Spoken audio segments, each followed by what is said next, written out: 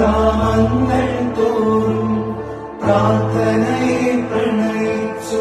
ഇതുപോലൊരു ജന്മമുണ്ടോ പൂജ്യത്തെ കൈവിട്ടു ജപമുറിയിൽ ധ്യാനിച്ചു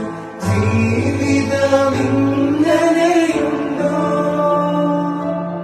കണ്ണീരിൽ മുങ്ങുമ്പോൾ കഥനത്തിൽ താഴുമ്പോൾ സഹിയാ